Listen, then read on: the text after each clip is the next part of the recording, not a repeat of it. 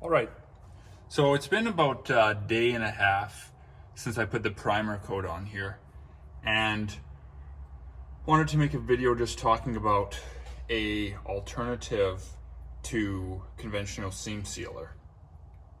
So this is just kind of more like a test. I've never actually used this product before for this application, but this is what I'm going to be using. So it's a LePage product and it's quad.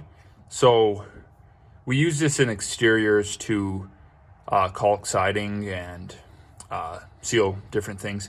It's a really good product, but I wasn't about to just use because I don't want to use something that's going to react weird with the oil-based paint or cause problems. So anyways, I was doing some research, and it's really hard to find information, but this is, from my understanding, at its core, it would be a mineral-based adhesive / sealant. And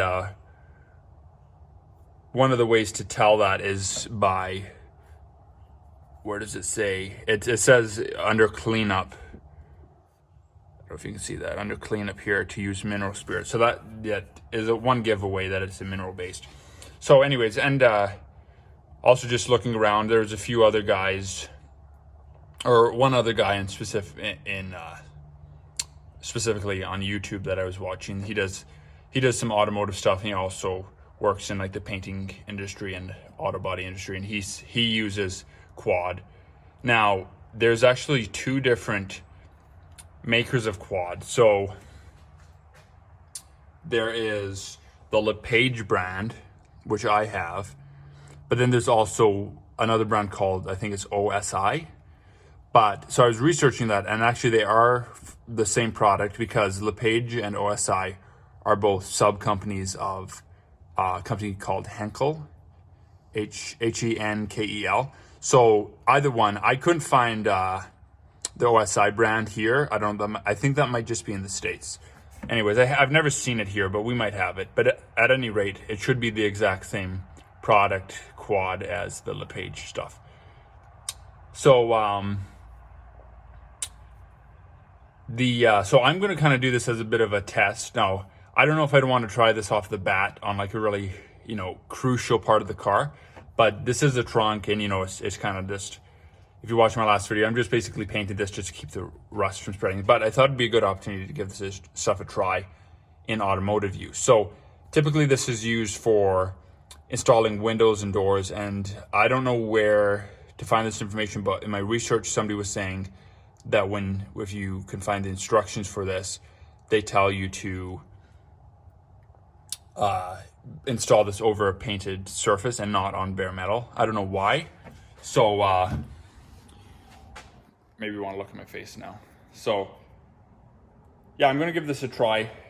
If I did a little more digging, I could probably find out exactly what all is in here, but in general terms, from the best I can tell, it is a mineral-based adhesive sealant, and the paint I use is a mineral base, so this should be compatible. Like I said, I've used this in a lot of other applications to seal siding. I actually installed if you watch the video I did of me installing my rear windows on the car, I actually used quad. I think it might have been Quad Max, but it was a very similar product here to seal the windows, and also to hold them in. So anyways, and the other thing too is this is pretty readily available. It is harder to come by actual seam sealer.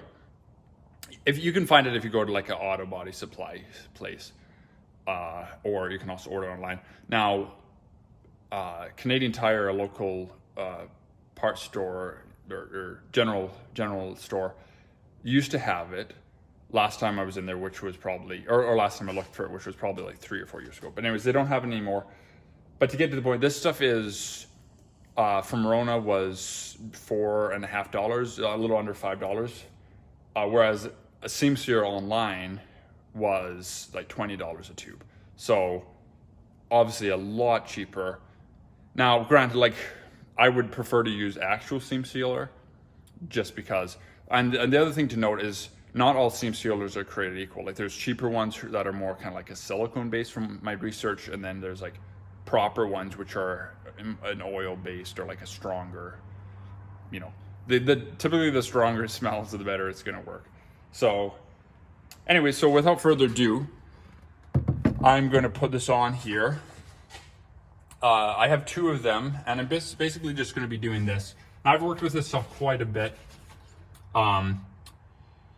You can use a myriad of different tools to apply it or to smooth it out. I think I'm just going to do it with a glove. This stuff it does stick on your hands. You can get it off, but anyway, so I'm going to start. Also, you can get this in a myriad of different colors as well. You definitely want to apply this warm, and you know it stands to reason, but just like how you wouldn't want to paint when it's cold, you don't really want to apply this when it's cold if possible. I'm going to put a little bit thicker here where I need to fill the cracks. So yeah, you can get this in a lot of different colors. I was going to say something else. Oh yeah, so typically actual seam sealer comes in a variety of different, might also run up here a little bit. Comes in a variety of different textures and thicknesses. I'll also put some over here.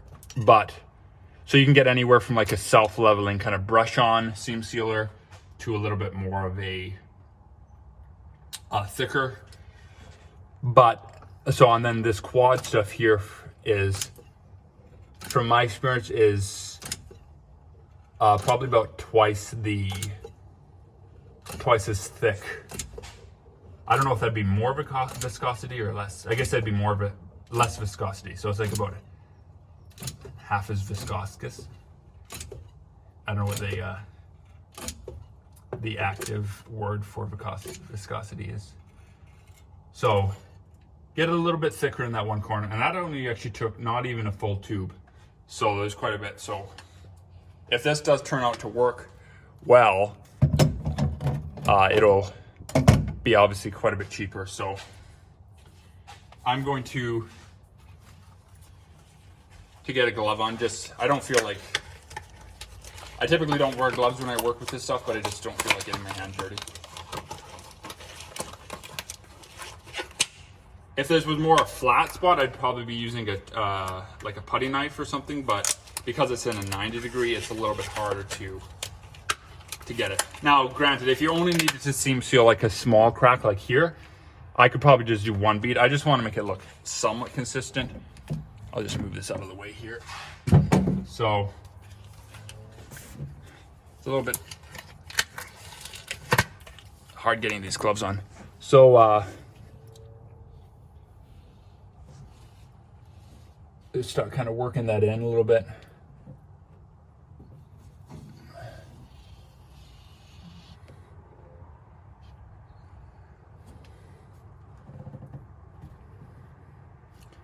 I know you can't probably see in this corner here, but I'll get a little bit in here. The stuff does spread really nice, and like I said, like, you know, it is temperature dependent. If you try to put this on when it's below freezing or something, but we will see. So I know this is going to be a little bit of a I'm going to be a little bit of a guinea pig here to actually see if it works, but like I said, I'm not really too worried with this location, but it does apply really nice. Very strong smell.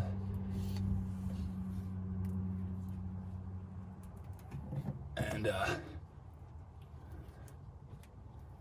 basically you just want to make sure that all your edges are basically contacting and that there's not any air pockets. This stuff does grab really well, especially when it's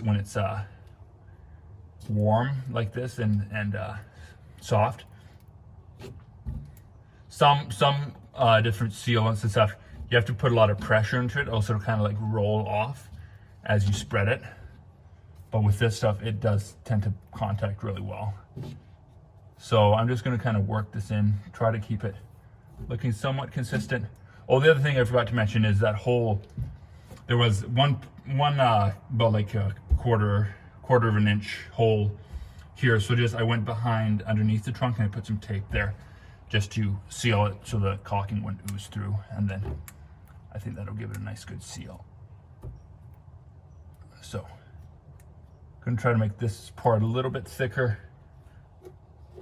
Kind of work it in here a little bit. And typically, if you were doing an actual restoration, I guess you could get, a lot of guys get really specific and they try to match the exact style of seam sealer. If you look into it, it's actually quite interesting how specific a really good restoration, they'll try to match everything on the car to original, even like the texture of the seam seal, how it was applied. It's quite interesting how overboard, or not, I guess it's not necessarily overboard, but just how above and beyond guys will go. So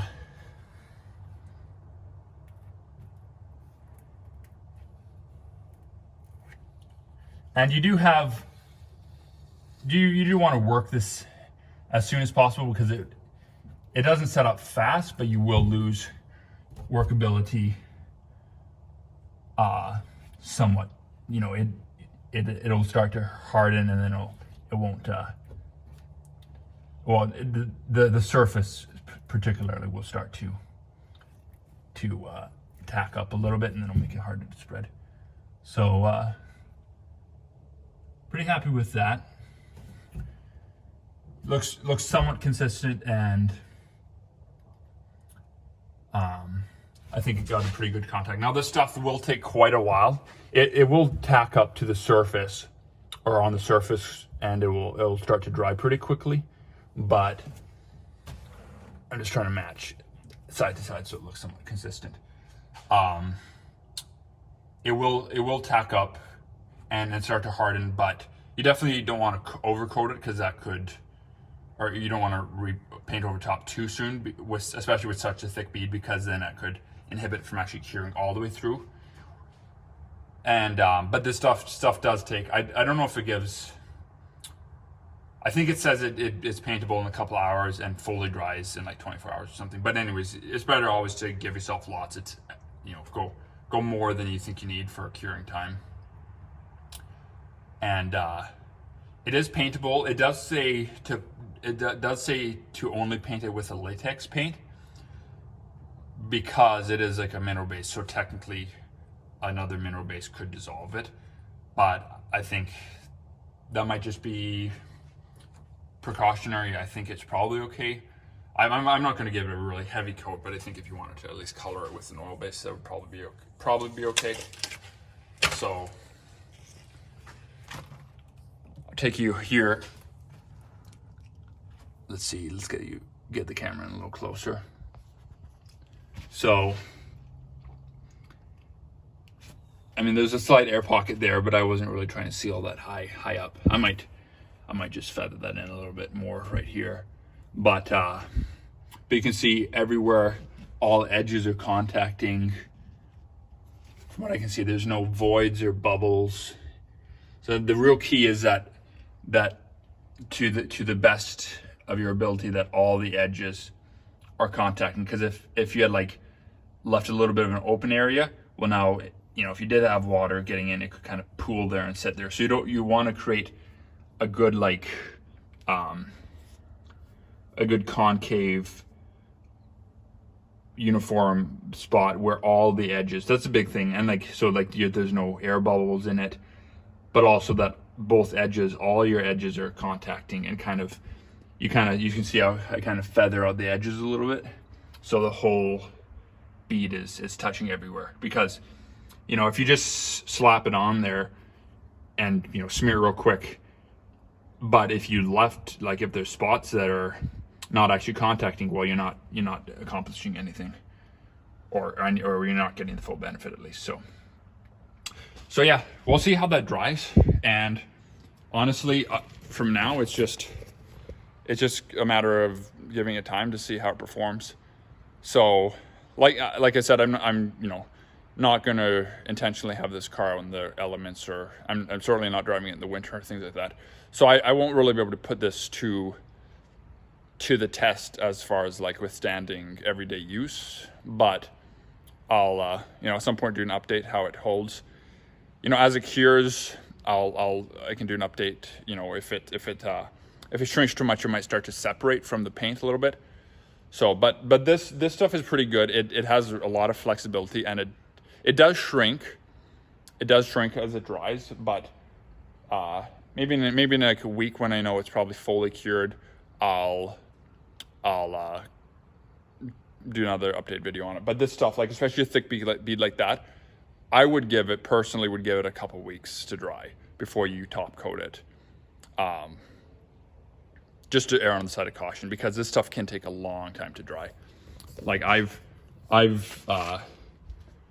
using this in siding and stuff like that, sometimes even just like a 1/4 inch bead can take like a couple weeks to dry in some cases. So typically not. Like typically it's a couple days, but if it's a really thick bead, sometimes it can take a while.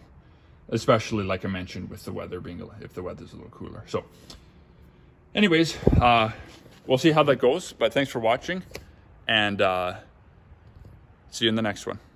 So I just had a quick afterthought after I finished the video, which is, and I don't think I mentioned it, but there is also, the LePage has a quad max option 2, which I would certainly not use on automotive. I don't like it in general. Like it does apply a lot nicer, especially in cold weather, but it's just not as strong. And I haven't researched into it to know exactly what the difference is, but it behaves more like a painting DAP almost. So yeah, I just wanted to put that out there. If you do try this, I would, in my personal opinion, I would not use the Quad Max stuff. I know it's not super scientific, but with this stuff, and it's hardly any, but it like sticks on your finger, and it's quite potent. Whereas with the Quad Max stuff, it wipes off almost more just like a painting DAP, like kind of like how DAP does. So anyways, just wanted to throw that out there.